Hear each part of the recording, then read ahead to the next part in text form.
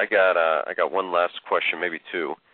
Okay. How about achieving balance between these three subjects that we've been talking about: mind, body, spirit, money, health, relationships? What are some of your thoughts on that?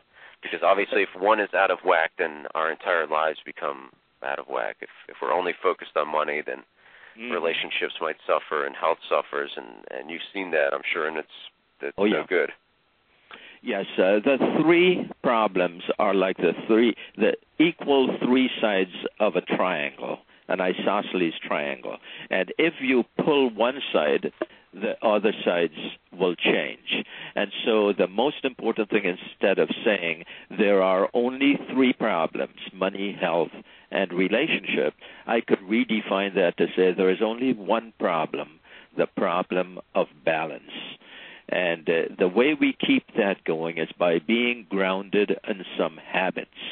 For example, we talked about the habit of being grateful. If we start that, if we do that even through our worst moments during the day, but at least once a day, and this is a habit I've had for years. Yeah, when I put it away, things didn't look that good. When I remembered to do it, they started looking differently.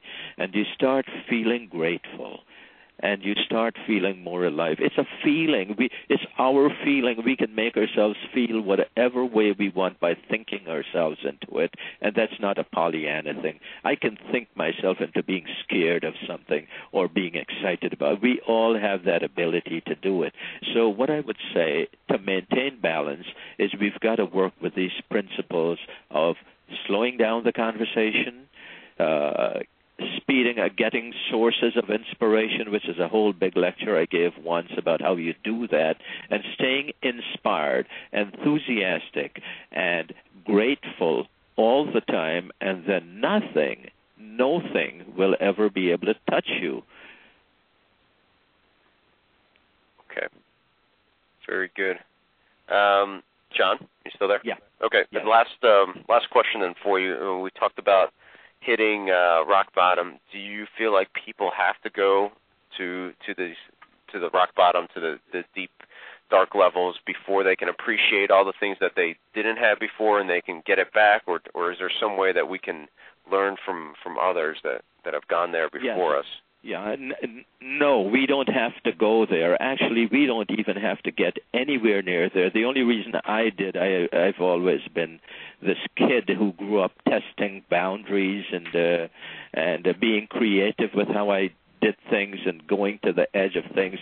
I'm the guy who was almost gored by wild buffaloes in Africa, almost ran over by elephants in India, almost attacked by gorillas in another part of Africa, lots of things like that, almost got blown up in planes and almost held a captive by a native tribe.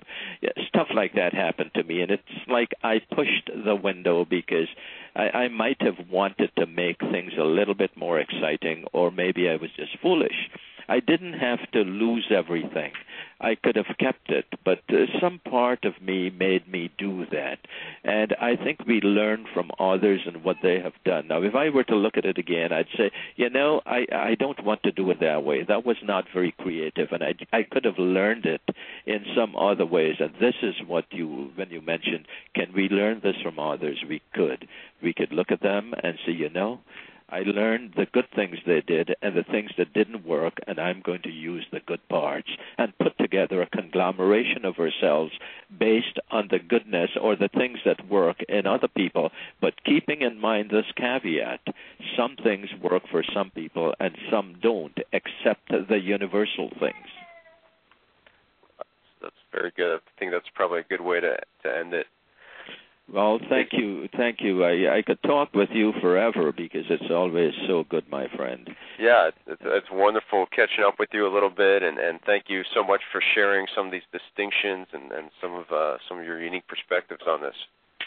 Well, thank you, Yannick, and I'll see you soon in a couple of months maybe, and I hope you get to come to this thing in Atlanta where we will be talking about it. We will be going into areas that most people in the normal business world will never go into. We'll be talking about dreams and the messages. We'll talk about alternate time travel. We'll talk about some of the very things we talked about, but we will show how to do them.